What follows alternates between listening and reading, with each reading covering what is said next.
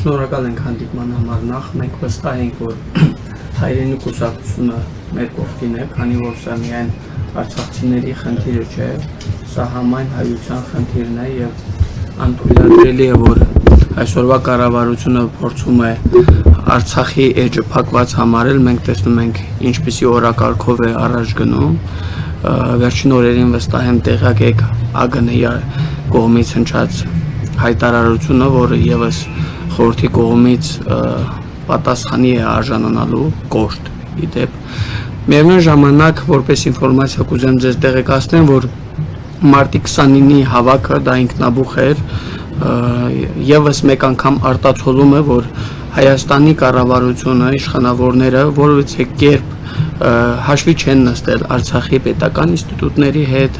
հաշվի չեն նստել արցախցիների հետ եւ գրասենյակներում մշակել են ինչ որ ծրագրեր որոնք որ իրականության մեջ խնդիրներ չեն լուծում դրա մասին է վկայում մոտ 25000 արցախցիներ արտագաղթել են Հայաստանից եւ մենք ստիպված էինք ձևավորել խորհուրդ մեզանից շատերը որևէ ժամանակում քաղաքականությամբ չի զբաղվել որևէ process-ներում չի եղել մտահոգված մարդիկ ենք եթե ավելի կարճ ասեմ եւ փորձել ենք բոլոր խնդիրները բարձրաձայնել մինչ օրս տեղի ունեցել մի քանի հանդիպում փոխվարչապետի հետ ներկայացրել ենք բոլոր հիմնավոր խնդիրները եւ միևնույն ժամանակ մեր կողմից եղել են առաջարկություններ այդ խնդիրները լուծելու համար բայց ունենք մի այնպիսի իրավիճակ որ նրանք ներկայացրել են խնդրի լուծման հետեւյալ ձևաչափը եթե եւս 2 ամսով ավելացնում ենք երկարաձգում ենք ավելի ճիշտ 40000 դրամ աջակցությունը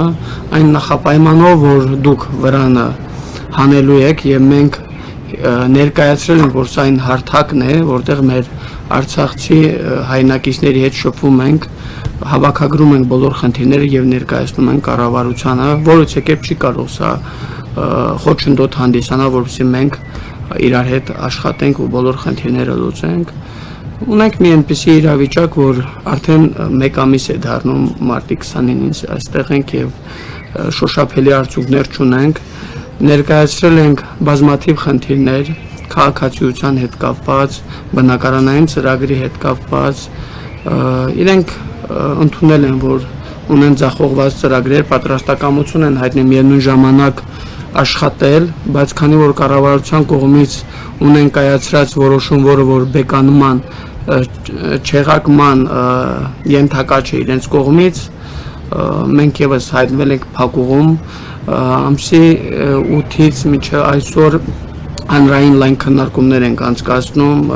եւ քաղաքական ուժերի հետ հայաստանյան արցախյան մտահոգ մարդկանց հետ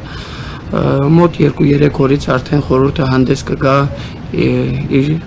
հայտարարությամբ հասկանանք եթե կառավարությունը որոշակի լուծումներ չի առաջարկում մենք ստիպված ենք անցնել հստակ գործողությունների այս մասով եթե պարոն Մարգարյան ասելիք ունեք շնորհակալություն ձեզ ես կշարունակեմ հանրային համախմբման կոչի հետ որացինք շատ ուրախալի էր որ Հայաստանի խորհրդարանական բոլոր